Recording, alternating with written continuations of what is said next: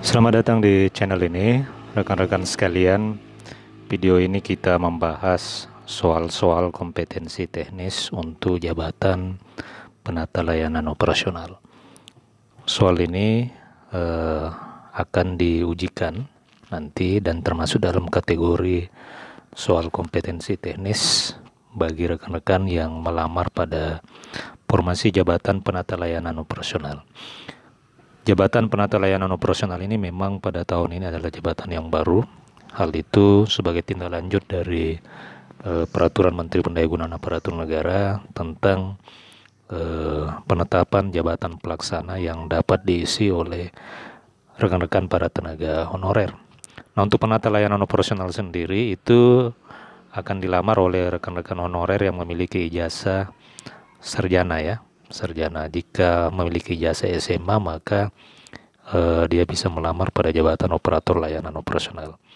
Nah, rekan-rekan, sebelum kita membahas soal-soal kompetensi teknis pada video kali ini, saya ingatkan kembali kepada rekan-rekan yang ingin mendapatkan paket lengkap atau bank soal kompetensi teknis untuk seluruh jabatan, termasuk jabatan penata layanan operasional, administrasi perkantoran, operator layanan operasional, formasi teknis lainnya, formasi guru dan formasi kesehatan, itu dapat menghubungi admin kami. Nomor WA-nya akan saya bagikan di kolom deskripsi maupun kolom komentar video ini.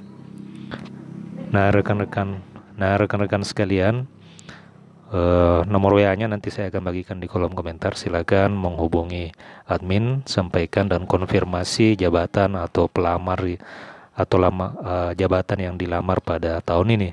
Nanti admin akan menyiapkan soal-soal kompetensi teknis berdasarkan jabatan atau formasi yang dilamar.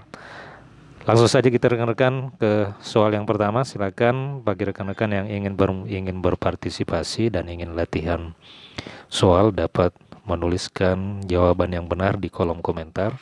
Saya berikan kesempatan nantinya ya. Kita langsung saja ke soal yang pertama, yakni soal nomor 199. Seorang penata layanan operasional bertugas untuk meningkatkan kepuasan masyarakat terhadap layanan yang diberikan. Nah, langkah awal yang seharusnya diambil adalah A. Mengidentifikasi indikator kepuasan masyarakat yang relevan. B. Mengumpulkan data melalui survei kepuasan masyarakat. C. Mengadakan forum diskusi dengan masyarakat untuk mendengarkan masukan. D. Menyusun rencana perbaikan berdasarkan hasil pengumpulan data. E. Mengukur dampak perbaikan layanan terhadap kepuasan masyarakat. Nah, rekan-rekan, nomor 199, ayo ditulis jawabannya di kolom komentar. Kira-kira jawaban yang paling tepat apakah A, B, C, D, atau E? Silakan tuliskan di kolom komentar 5 detik dari sekarang.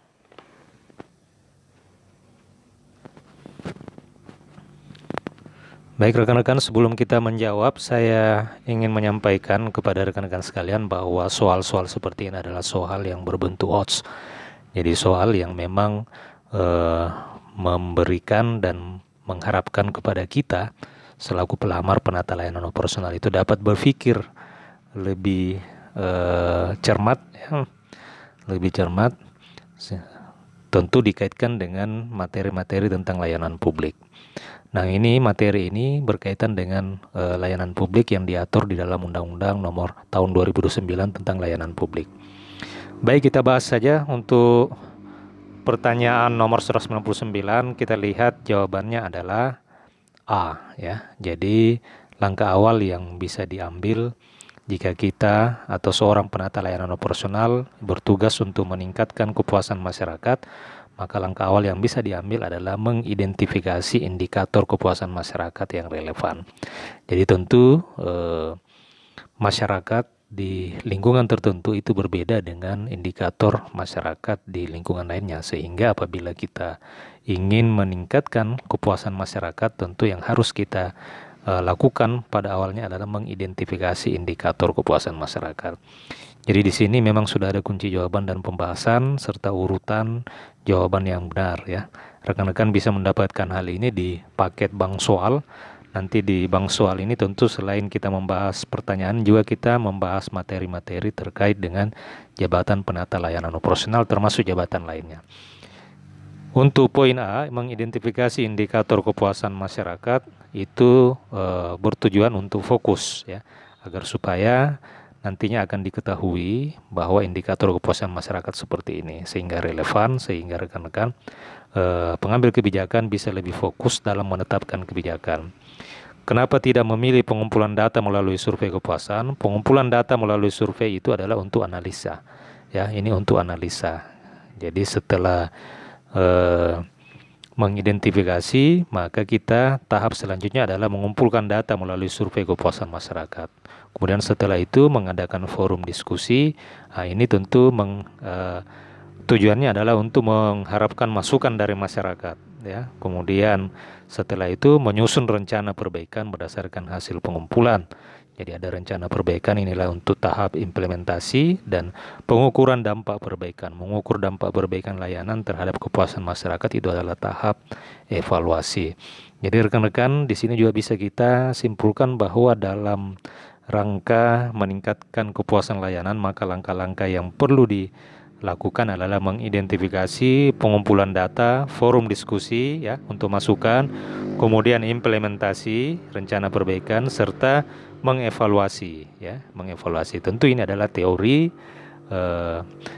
tentang layanan publik ya untuk mendapatkan kepuasan masyarakat. Jadi bisa saja mungkin nanti di soal kompetensi teknis pada saat CAT muncul soal yang berbeda, akan tetapi teorinya seperti ini. Ada tahap identifikasi, pengumpulan, kemudian masukan, implementasi, dan evaluasi. Jadi mudah-mudahan paham ya. Jika ada yang belum paham, bisa rekan-rekan tanyakan di kolom komentar, tuliskan di kolom komentar. Baik, kita lanjut ke soal nomor 200. Pertanyaannya adalah, seorang penata layanan operasional perlu menyusun rencana kerja tahunan untuk unit kerjanya. Nah, apa langkah pertama yang harus dilakukan? A. Mengidentifikasi visi misi dan tujuan unit kerja.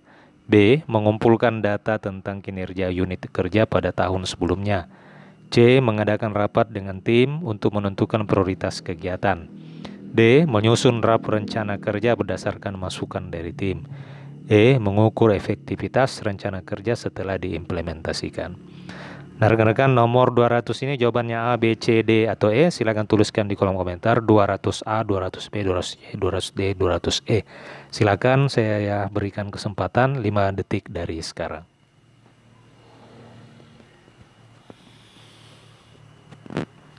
Baik, kita lihat jawaban nomor 200 adalah, kita lihat jawabannya adalah A ya. Jawabannya adalah A. Jadi langkah-langkah yang bisa dilakukan di dalam rangka menyusun rencana kerja tahunan di sini sudah dibahas, yakni mengidentifikasi visi misi. Tujuannya adalah menentukan arah ya, menentukan arah rencana kerja tahunan pada unit kerja. Makanya kita mengidentifikasi visi misi unit kerja. Kemudian setelah menentukan arah, maka langkah selanjutnya adalah pengumpulan data kinerja sebelumnya untuk analisa. Jadi data kinerja tahun-tahun sebelumnya ini bisa kita kumpulkan sebagai analisa. Kemudian rapat dengan tim adalah untuk kolaborasi sekaligus menyerap aspirasi. Kemudian D, penyusunan draft rencana kerja untuk struktural ya, struktur tentang rencana kegiatan. Serta E adalah pengukuran efektivitas rencana kerja adalah untuk evaluasi ya, untuk evaluasi dari rencana kerja tahunan yang akan disusun. Baik rekan-rekan, kita lanjut ke soal berikutnya, soal nomor 201. Dalam upaya meningkatkan efisiensi layanan publik, seorang penata layanan operasional melakukan analisis proses layanan yang ada. Apa langkah pertama yang harus dilakukan? A. Mengumpulkan data tentang waktu yang dibutuhkan untuk setiap langkah dalam proses layanan. B. Mengidentifikasi potensi hambatan dan bottleneck dalam alur layanan. C. Mengadakan diskusi dengan tim untuk memahami pandangan mereka tentang proses yang ada. D. Menyusun rencana tindakan berdasarkan hasil analisis. E. Mengukur tingkat kepuasan masyarakat terhadap layanan yang diberikan. Silakan rekan-rekan, nomor 201. Ayo ditulis Apakah 201 A, B, C, D, atau E? 5 detik dari sekarang.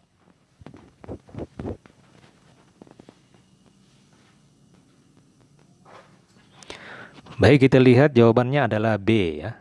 Jadi langkah pertama yang dilakukan seorang penata layanan operasional dalam upaya meningkatkan efisiensi layanan publik dan melakukan analisis proses layanan yang ada, maka langkah yang pertama adalah mengidentifikasi potensi hambatan dalam alur layanan. Ya, di sini penjelasannya ada bahwa langkah pertama yang dilakukan adalah identifikasi hambatan dalam alur layanan adalah untuk efisiensi. Kemudian selanjutnya, tahap selanjutnya adalah pengumpulan data waktu untuk analisis, kemudian diskusi dengan tim, rencana tindak untuk implementasi, pengukuran kepuasan masyarakat untuk umpan balik. Jadi rekan-rekan, hal ini juga merupakan teori-teori lah dalam pelayanan publik sesuai dengan Undang-Undang Nomor Tahun 2009 tentang Layanan Publik. Nah, baik rekan-rekan, jika rekan-rekan ingin mendapatkan soal-soal serupa ya sebanyak 2000 total soal, maka rekan-rekan bisa menghubungi admin, nanti nomor WA-nya akan saya bagikan di kolom deskripsi. Silakan konfirmasi tentang jabatan dan formasi yang dilamar pada tahun 2024 ini, nanti admin akan menyelesaikan soal-soal khususnya soal-soal kompetensi teknisnya. Terima kasih, sampai jumpa di video berikutnya.